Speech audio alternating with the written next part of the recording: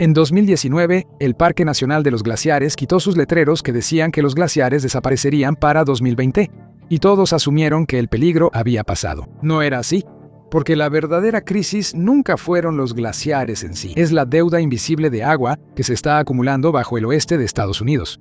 Un colapso a cámara lenta que podría paralizar la red eléctrica del oeste, vaciar los embalses y dejar a millones tratando de arreglárselas en la próxima década. Es una crisis a la que nadie le está prestando atención. Así que revisamos los registros del parque, informes internos y la investigación detrás de los infames letreros de desaparecidos para 2020 del Parque Nacional de los Glaciares. Cuando quitaron los letreros, los titulares lo presentaron como prueba de que los glaciares se estaban recuperando. No era así. El modelo original de 2003 había fallado, y la corrección reveló algo mucho más peligroso para cada pueblo río abajo. Los científicos regresaron en 2010 para revisar los datos. Lo que encontraron cambió toda la historia. El hielo se estaba desestabilizando más rápido de lo que cualquiera esperaba. El glaciar Sperry se encuentra en lo alto del Parque Nacional de los Glaciares y es una de las masas de hielo más monitoreadas en los 48 estados contiguos. Desde 2013, el Servicio Geológico de los Estados Unidos lo ha monitoreado año tras año a través de su programa de glaciares de referencia. Y todas las mediciones apuntan en la misma dirección. El glaciar está perdiendo masa. La nieve que cae ya no reemplaza lo que el deshielo del verano se lleva. El hielo se está adelgazando en tiempo real. Sperry ahora es el indicador principal para todo lo demás en el parque, y las cifras muestran un panorama bastante sombrío. En 1850, la región que se convirtió en el Parque Nacional de los Glaciares tenía aproximadamente 150 glaciares. Cuando el parque abrió en 1910, la mayoría de ellos todavía prosperaban. Para 2015 solo 26 eran lo suficientemente grandes como para siquiera calificar como glaciares. Los arroyos que esos glaciares solían alimentar ya están sintiendo los efectos. Fluyen más cálidos y con menos agua. Alcanzan su punto máximo semanas antes de lo que solían hacerlo. En el lado de St. Mary del parque, la trucha toro, un pez que solo sobrevive en aguas casi heladas, ahora está catalogada como una especie amenazada, y el daño tampoco se queda dentro de los límites del parque. Los agricultores río abajo están empezando a notar que los niveles de agua se reducen y llegan en la temporada equivocada, año tras año. Los registros de temperatura explican por qué está sucediendo esto. Desde 1900, el Parque Nacional de los Glaciares se ha calentado aproximadamente 1.3 grados Celsius, es decir, 2.4 grados Fahrenheit, hasta un 80% más rápido que el promedio global. Ahora, el manto de nieve se derrite al menos 2 semanas antes de lo que ocurría cuando se elaboraron los modelos glaciares originales. Las montañas están cambiando de forma. La línea de árboles está subiendo, extendiéndose hacia praderas alpinas que antes eran demasiado frías para albergar árboles. Incluso los valles sombreados que antes protegían los campos de hielo más grandes del parque se están calentando. Esos bolsillos de aire frío le dieron tiempo a los glaciares, pero esa protección tenía un límite, y ese límite está desapareciendo. El propio parque no quiere hablar de eso, y hay razones para ello. El número de visitantes llega regularmente a cerca de 3 millones por año. Los folletos brillantes todavía muestran los glaciares y las montañas cubiertas de nieve. Los guardabosques todavía señalan el glaciar Grinnell, desde el mismo sendero que la gente recorría hace 50 años. Pero los miradores se han acercado más a donde solía estar el hielo. Los científicos que estudian el parque son mucho menos optimistas. Dan Fagre, el investigador del USGS que dirigió la modelación original para el parque, ha pasado años advirtiendo que la tendencia va en una sola dirección. Él ha descrito muchos de los glaciares que quedan en el parque como poco más que pequeños montículos de hielo en el paisaje, porque la verdadera preocupación nunca fue si la predicción anterior se equivocó por unos años. Es lo que sucede cuando las últimas reservas de hielo estables en las rocallosas dejan de funcionar por completo. Un glaciar no es solo agua congelada en una montaña, es más como una máquina. Atrapa la nieve del invierno, la retiene durante la primavera y luego libera el agua lentamente durante los meses más calurosos y secos. Ese momento es crucial. Una vez que el hielo se vuelve demasiado delgado, el sistema deja de funcionar. La nieve todavía cae y todavía se derrite, pero ahora se derrite temprano en mayo en lugar de agosto, y se precipita río abajo de golpe. El volumen total de agua puede parecer el mismo, pero el ritmo de todo eso se ha venido abajo. Y en el oeste de Estados Unidos el momento lo es todo. Eso ya les ha pasado a muchos de los cuerpos de hielo más pequeños en el parque. Todavía aparecen en las fotos satelitales, pero no se comportan como glaciares. Para el USGS están estancados. Y aunque puedan parecer iguales, ahora funcionan de manera diferente. Las primeras grietas aparecen donde el sistema de agua es más débil. Y un ejemplo notable ocurrió justo a las afueras de Babb, Montana. Y nadie quiere hablar de eso porque expuso lo frágil que realmente es todo el sistema. El 17 de junio de 2024, el sifón del canal St. Mary explotó. La primera ruptura ocurrió a las 8:45 de la mañana. Para la tarde, ambos tubos del sifón habían fallado por completo. El socavón tenía entre 9 y 15 metros de profundidad. El canal transportaba 600 pies cúbicos por segundo cuando colapsó. Los equipos de la oficina de reclamación ya sabían que uno de los tubos se estaba agrietando. Lo estaban monitoreando y esperaban que sobreviviera la temporada. No fue así. Reemplazar los sifones costará aproximadamente $70 millones. El Congreso aprobó un paquete de emergencia provisional y el estado de Montana agregó otros $26 millones. Para finales de junio de 2025, el agua ya fluía de nuevo antes de lo previsto. Mira todo lo que depende de esa sola tubería. El sistema de St. Mary entrega aproximadamente el 70% del caudal del río Milk en un año promedio y hasta el 100% durante los años secos. También suministra agua potable a 18,000 habitantes de Montana y riega más de 140,000 acres de tierras de cultivo. Eso equivale a regar 106,000 campos de fútbol americano. La nación Blackfeet depende de ello. Fort Belknap también depende de ello, junto con 8 distritos de riego independientes distribuidos por toda la región. Así que cuando el sifón falló, no fue una interrupción parcial, fue un cierre total del sistema. Durante toda una temporada de cultivo, el agua dejó de fluir a través de una red en torno a la cual se había construido todo lo que está río abajo. La represa de desvío todavía está siendo reconstruida, y la construcción se extenderá hasta 2028 río abajo. El sifón de Halls Coulee ya está programado para ser reemplazado después de que los ingenieros lo señalaran como el próximo punto probable de falla. Puede que hayan arreglado las tuberías, pero no solucionaron el problema. Todo lo que hacen es reemplazar eslabones viejos en una cadena que sigue siendo sometida al mismo estrés. Y no aborda el problema de la disminución del agua en la fuente, porque el problema no es la infraestructura río abajo, sino el suministro río arriba. Es el sistema de origen del que depende todo lo demás, y esa fuente se encuentra dentro de un parque nacional que todavía es visto por el público como un destino escénico, en lugar de un motor hídrico que está fallando. El hielo permanecerá de alguna forma durante décadas. Entonces, ¿por qué las naciones tribales y los distritos agrícolas ya están peleando por dinero de emergencia? ¿Por qué están parchando tuberías que se construyeron cuando Woodrow Wilson estaba en la Casa Blanca? Podrías pensar que este es un problema de Montana, pero no lo es. Hay un pico dentro del parque llamado Triple Divide.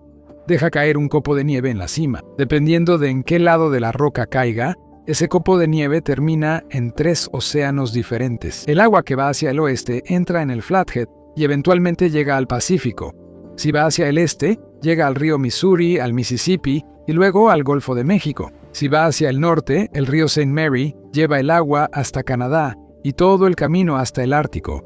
Una cima, 3 océanos. Eso significa que el hielo en este parque no solo está abasteciendo a Montana, está alimentando la red eléctrica del noroeste del Pacífico, la región triguera de las altas llanuras y ríos que cruzan una frontera internacional. Una economía combinada que vale cientos de miles de millones de dólares. El lado de Flathead es el más importante para la energía. 3 ramales lo alimentan. El ramal norte sigue el borde occidental del Parque Nacional Glacier. El ramal medio corre a lo largo del límite sur. Ambos reciben agua de deshielo directamente de los campos de hielo del parque antes de unirse río abajo en el cauce principal del río Flathead. El ramal sur proviene de la zona silvestre Bob Marshall, al sur del parque, y aporta volumen de un sistema de manto de nieve más amplio. Todo converge en el embalse Hungry Horse, a solo 15 millas de la entrada oeste del parque. Desde ahí, el agua se convierte en energía. La presa Hungry Horse alimenta una red que incluye 31 instalaciones hidroeléctricas federales en todo el noroeste del Pacífico. En la cima de ese sistema está la presa Grand Coulee, la columna vertebral de la producción regional. Pero Hungry Horse no funciona de manera constante. Opera en horarios de máxima demanda. Aumenta su producción cuando la demanda se dispara en los meses más calurosos del año. Finales de julio, agosto y principios de septiembre. Esas son exactamente las semanas en las que la escorrentía de origen glaciar solía hacer el trabajo de estabilización en segundo plano. Ahora, ese momento está cambiando. El lado este es diferente, pero igual de crucial. Esos caudales alimentan las explotaciones agrícolas de trigo, cebada y remolacha azucarera en las grandes llanuras del norte. Parte de ese grano se mueve hacia los mercados canadienses. El Tratado de Aguas Fronterizas de 1909 todavía controla cómo se dividen los ríos St. Mary y Milk entre los dos países. Todo ese tratado asume que los caudales son más o menos estables. No lo son. Cuando este pico deja de funcionar a plena capacidad, el daño no se queda en un solo estado, ni siquiera se queda en un solo país. Y hay otra capa en esto que casi nunca se menciona. La Administración de Energía de Bonneville, la BPA, vende electricidad en 8 estados del oeste. Obtiene energía de un sistema hidroeléctrico construido bajo la suposición de que el flujo del río es estable y predecible. Sus tarifas están estructuradas en torno a la producción esperada. Cuando esa producción es insuficiente, la BPA compra energía de reemplazo en el mercado abierto o traslada directamente ese déficit a las compañías eléctricas. De cualquier manera, el costo termina en las facturas de los hogares. Al mismo tiempo, la región ha estado atrayendo la demanda de electricidad de más rápido crecimiento en América del Norte. Centros de datos a gran escala, incluyendo instalaciones operadas por Microsoft y Google, se construyeron aquí por una razón simple: energía hidroeléctrica barata y confiable del sistema del río Columbia. Ahora, están aumentando su capacidad para cargas de trabajo de inteligencia artificial que requieren aún más electricidad. Al mismo tiempo, el sistema que los alimenta se está volviendo menos predecible. Todo remite a la misma cuenca, la misma nieve y hielo aguas arriba que alimentan la red del Columbia, incluyendo el deshielo que antes amortiguaba la demanda a finales del verano. La demanda está acelerándose, mientras que la infraestructura está envejeciendo. El agua que alimenta y estabiliza todo el sistema está disminuyendo de manera constante. Aquí es donde la historia deja de ser sobre el hielo y empieza a ser sobre algo mucho más difícil de arreglar. Cuando el sifón de Santa María falló el 17 de junio de 2024, el agua dejó de moverse, pero los derechos de agua no se suspendieron. Ningún contrato fue anulado. El sistema funcionaba perfectamente sobre el papel, mientras que el río no lo hacía. Esa brecha entre el registro legal y la realidad física es la parte más peligrosa, y casi nadie está hablando de eso. La regla que produce esa brecha se llama apropiación previa. El primero en tiempo, primero en derecho. Las reclamaciones más antiguas obtienen acceso prioritario al agua, lo cual se hace cumplir a través de registros judiciales y fallos administrativos, que se remontan a principios del siglo XX, y aún hoy siguen considerándose legalmente vinculantes. Imagina a 2 rancheros en el mismo tramo del río St. Mary en el norte de Montana. Una familia presentó una reclamación de agua en 1908. La otra llegó en 1962. En un año seco, cuando el río baja por debajo de los niveles que ambos necesitan, la familia de 1908 recibe toda su asignación. La familia de 1962 no recibe nada. No una cantidad reducida, nada en absoluto. El sistema fue diseñado para proteger la certeza de los primeros usuarios y funciona. Pero pasó por alto una cosa: no fue diseñado para un río que sigue disminuyendo año tras año. Estos derechos se escribieron cuando el flujo de verano era constante y el deshielo de los glaciares proporcionaba un colchón estacional confiable. Siempre se creyó que ese colchón continuaría indefinidamente. Bueno, no ha sido así. El hielo que solía estabilizar estos ríos ya no se comporta como un sistema de almacenamiento. Y cuando el sistema físico no coincide con los documentos legales, las consecuencias son inmediatas y desiguales. Los usuarios de menor prioridad se quedan sin acceso. Los usuarios con derechos prioritarios lo observan desde la misma orilla del río. Cuando las carencias persisten, el sistema se fractura aún más. Los usuarios de menor prioridad impugnan los recortes en el Tribunal de Aguas. Los usuarios con derechos prioritarios defienden su prioridad. Los litigios pueden durar años, y mientras el proceso legal avanza a su propio ritmo, el suministro físico sigue disminuyendo mientras tanto. Montana no es la única en esto. Idaho, Wyoming, Colorado, Utah, Nevada y California aplican versiones de la misma regla. Todo el mapa legal del oeste de Estados Unidos se construyó para distribuir un recurso que se esperaba que permaneciera igual. Las tribus Gros Ventre y Assiniboine en Fort Belknap han pasado años negociando los derechos de agua vinculados al río Milk. El acuerdo que intentan finalizar en 2026 está calibrado en torno a promedios de flujo de un periodo en el que el deshielo glaciar aumentaba artificialmente el caudal del río. El agua en la que se basaban esos promedios ya está desapareciendo. La doctrina Winters de 1908 otorgó a las tribus reconocidas federalmente derechos de agua que tienen prioridad sobre la mayoría de los reclamos estatales. En teoría, eso hace que los derechos tribales sean de los más protegidos en el oeste. En la práctica, esos derechos son tan confiables como el río al que quedaron vinculados. Y ese río está cambiando más rápido de lo que cualquier acuerdo puede prever. La misma brecha entre la asignación y la realidad que está fracturando Montana ahora amenaza el acuerdo de agua transfronterizo más grande en la historia de América del Norte. El Tratado del Río Columbia rigió el control de inundaciones y la coordinación hidroeléctrica en toda la cuenca entre Estados Unidos y Canadá durante décadas, y fue ampliamente considerado como un modelo de estabilidad transfronteriza. Luego, en 2025, las negociaciones se estancaron de repente. El tratado del que depende todo el sistema ahora está en el limbo, justo en el momento en que el sistema físico para el que fue escrito se está volviendo irreconocible. Y el momento importa porque los tratados de agua no operan en el vacío. La cuenca del Columbia aporta una gran parte de la energía hidroeléctrica de Estados Unidos, regiones agrícolas importantes y rutas clave de transporte de carga. Mientras tanto, gran parte del control aguas arriba del sistema se encuentra en Canadá. El acuerdo se construyó bajo la suposición de que el propio río seguiría siendo predecible. Esa suposición está empezando a desmoronarse. Lo extraño es que el sistema todavía parece estar sano desde afuera.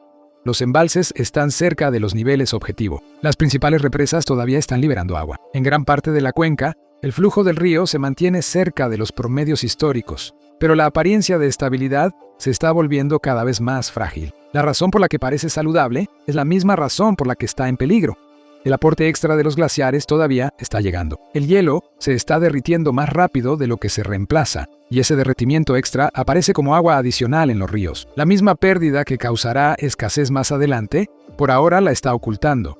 También había una fecha límite estricta oculta en el tratado original. En septiembre de 2024, expiraron las disposiciones que garantizaban el control de inundaciones durante 60 años. Cuando eso sucedió, el sistema pasó a un protocolo de manejo de inundaciones caso por caso, que nunca estuvo diseñado para soportar toda la variabilidad moderna. Es un marco construido para un río completamente diferente. La senadora Maria Cantwell de Washington ha advertido que el aumento de las tensiones comerciales podría poner en riesgo todo el acuerdo del río Columbia. Mientras tanto, la Administración de Energía de Bonneville ha remitido las consultas al Departamento de Estado y el Departamento de Estado ha permanecido en silencio en público durante meses. Lo que importa no es cuánta agua es visible en el sistema en este momento, es si las reglas que lo gobiernan todavía coinciden con la forma en que se comporta cuando regresa la presión. Los hidrólogos tienen un nombre para ese punto de inflexión: el pico hídrico. Es el momento en que un río alimentado por glaciares alcanza su máximo caudal antes de empezar a disminuir de manera definitiva.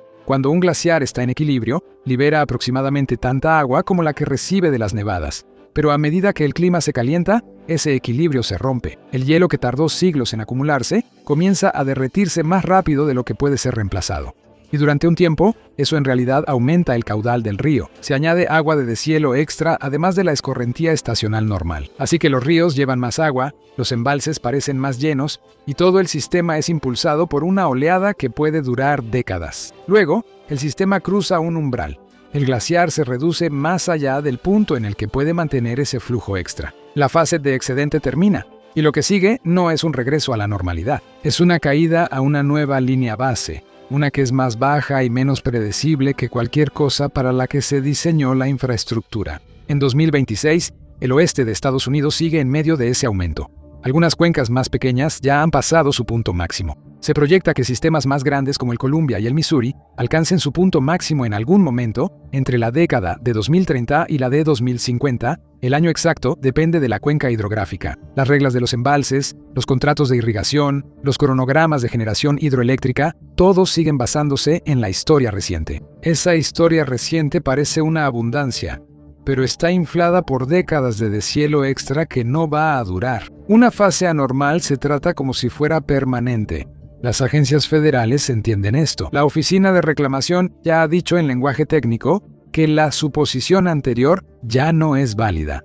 Esa idea se considera obsoleta. Pero nada río abajo se ha puesto al día.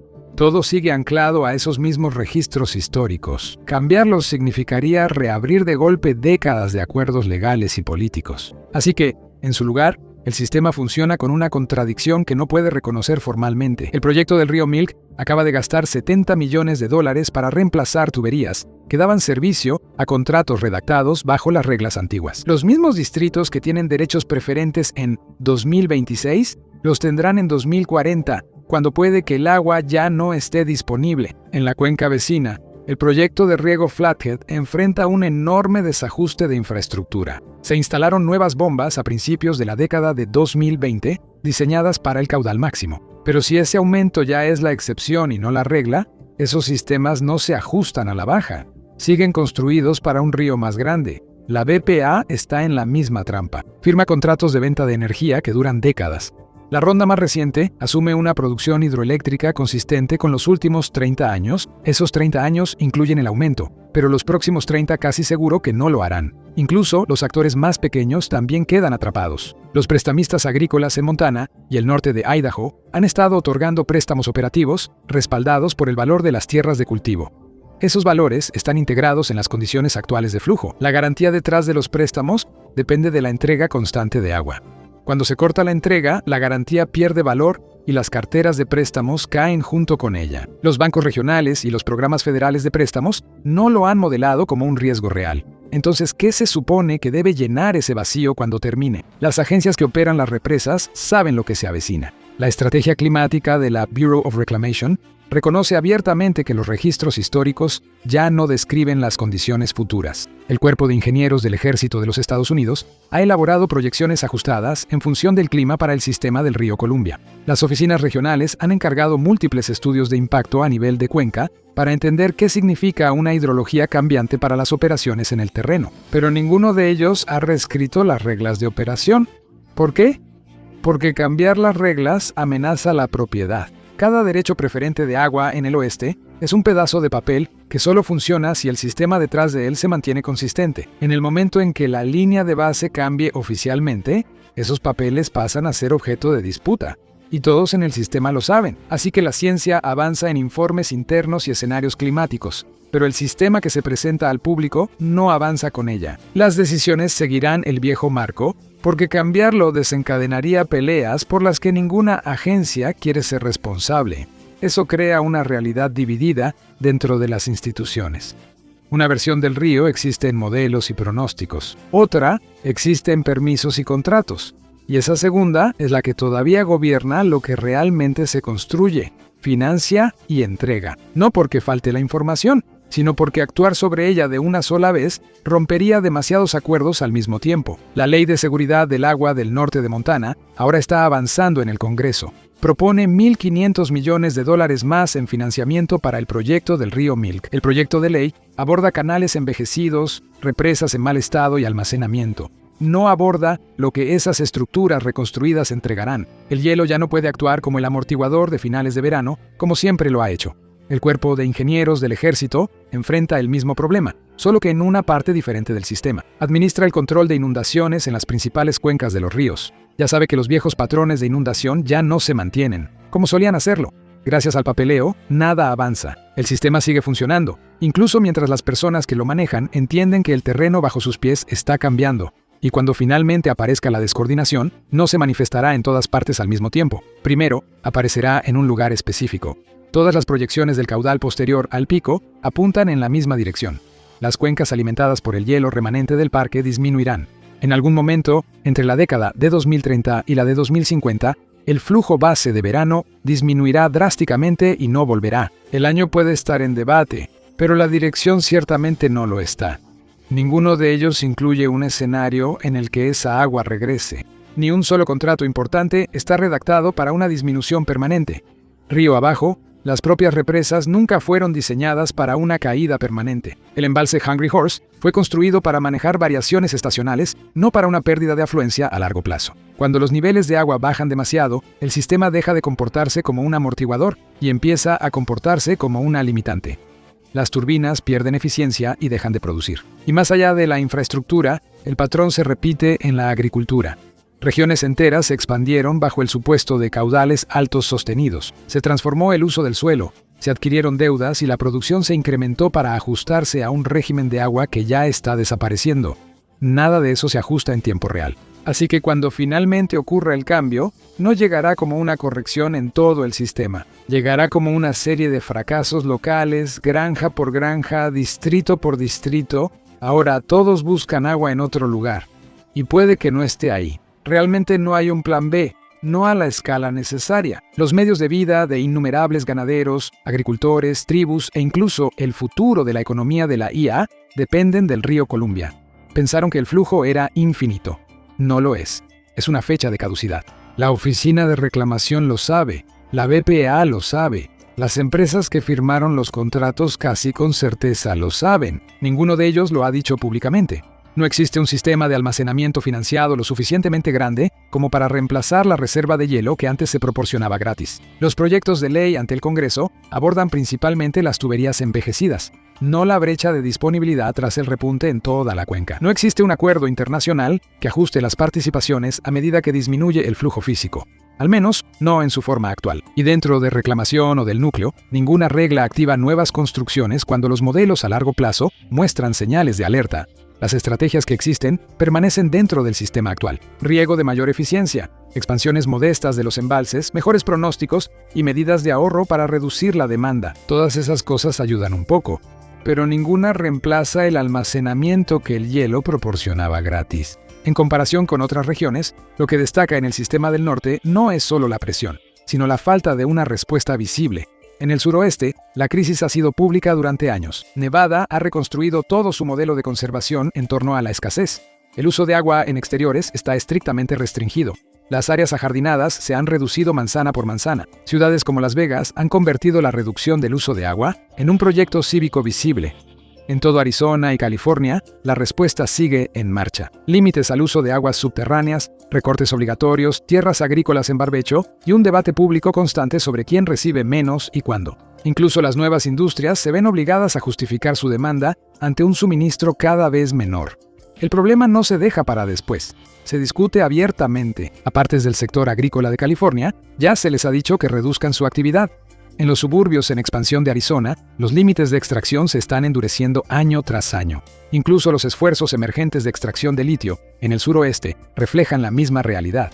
El estrés hídrico se está tratando como una limitante fundamental. Pero más al norte, la señal se ve muy diferente. En las cuencas alimentadas por el Parque Nacional de los Glaciares, la presión existe, pero está enmascarada por el momento en que ocurre. El aumento de los caudales ha hecho que los sistemas parezcan estables, incluso cuando sus bases se debilitan. Las tuberías siguen transportando agua, los contratos siguen cumpliéndose, los tratados todavía se leen como si nada fundamental hubiera cambiado.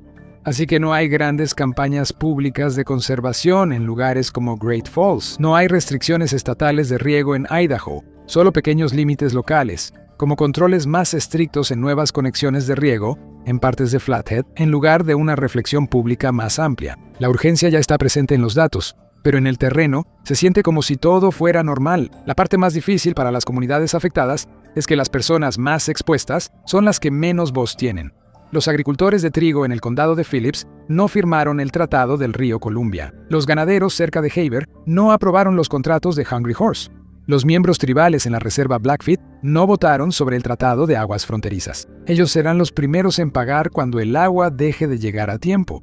Y también serán los que paguen más caro. Ganaderos como Joe Keep y Terry Lenny Sink ya están viviendo lo que sucede cuando el hielo desaparece. Durante generaciones, la capa de nieve y los glaciares alimentaron lentamente los arroyos, manteniendo los pastizales verdes y ayudando a los ganaderos a sobrevivir el calor brutal de agosto. Lenny Sink ha visto cómo su tierra se convierte en polvo meses antes de lo habitual. Sin el agua fría de la montaña fluyendo hacia las acequias de riego, el pasto simplemente deja de crecer. Y cuando el pasto desaparece, todo empieza a colapsar junto con él. Joe Keep ha visto cómo los abrevaderos se secan y los arroyos se reducen a casi nada justo cuando el ganado más los necesita. Los rancheros están siendo empujados a tomar decisiones imposibles. O venden el ganado antes de tiempo, o gastan miles de dólares transportando agua a tierras que antes la proporcionaban gratis.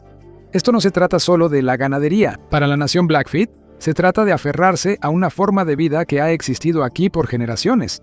Así que ahora se están adaptando en tiempo real. Están luchando por sus derechos sobre el agua, restaurando humedales, incluso construyendo estructuras que imitan a los castores para ralentizar la escorrentía y atrapar el agua antes de que desaparezca. Porque en la reserva Blackfeet, el derretimiento de los glaciares no es un tema climático lejano. Ya está cambiando quién puede quedarse en la Tierra. Los 26 glaciares con nombre que aún están dentro del parque son vitales. Y si seguirán ahí dentro de unos años, es algo que está en debate. Es un tema muy subjetivo, pero lo que sí está claro es que los glaciares se encogen cuando el derretimiento del verano supera la nieve que cae en invierno. Mucho de esto está en manos de la naturaleza, el calentamiento global y el aumento de las emisiones de gases de efecto invernadero. También podrías pensar que es importante señalar que son la única fuente de agua de la cuenca, pero nunca lo fueron. El volumen total de su agua de deshielo es pequeño en comparación con la capa de nieve estacional y el agua subterránea. Liberan agua en los meses en que nada más lo hace. Esa función de aportar agua en el momento clave no puede sustituirse con ningún proyecto. No puedes solucionar este problema solo con dinero. Cuando falla esa sincronía, todo lo que depende del agua de verano falla con ella. Los ríos no fallarán de inmediato. Fallarán en los meses en que todos más dependen de ellos. Julio y agosto, la época más calurosa del año, cuando los campos necesitan agua y la demanda de energía se dispara. Y eso crea presión para encontrar soluciones. Mientras continúe el aumento, todavía hay espacio para actuar. Todavía hay tiempo para reconstruir la capacidad de almacenamiento y ajustar las expectativas. Pero esas decisiones son lentas y costosas, y siguen siendo desplazadas por emergencias que parecen más inmediatas. Un sifón fallido, una presa dañada, una disputa legal por la asignación, otra ronda de reparaciones. Cada uno se maneja por separado. Ninguno de ellos se conecta con el cambio más grande que hay de fondo, así que el sistema se mantiene ocupado. No porque esté preparado, sino porque está reparando constantemente lo que acaba de romperse. Y esa es la trampa. Cuanto más tiempo siguen funcionando las cosas, más normales parecen. Y mientras más normales parecen, más difícil se vuelve justificar cambiarlo todo. Para cuando el cambio sea obvio en la vida cotidiana, las opciones fáciles ya habrán desaparecido. La infraestructura seguirá ahí. Los acuerdos seguirán vigentes. Pero las condiciones para las que fueron construidos ya no existirán. La historia siempre regresa a un hecho central. El hielo en el Parque Nacional de los Glaciares no es solo parte del paisaje, ha sido parte del sistema de agua del oeste desde que alguien empezó a medirlo como algo lo suficientemente confiable como para construir todo lo demás encima. Pero nunca lo fue. Las agencias federales planearon en torno a eso. También lo hicieron las oficinas de agua, los negociadores de tratados, los prestamistas, las compañías de servicios públicos y los administradores de la ciudad. Ahora, está quedando claro que el hielo no solo se está reduciendo, es que gran parte de lo que se construyó río abajo dependía de eso sin reconocerlo. Ahora el sistema está llegando al límite y no hay un respaldo para lo que se pensaba que era permanente. Gracias por acompañarme hoy. Espero que hayas disfrutado el video. Y si quieres ver más videos como este, por favor considera suscribirte y activa las notificaciones. De verdad marca la diferencia. Gracias de nuevo y nos vemos la próxima vez en MapPack.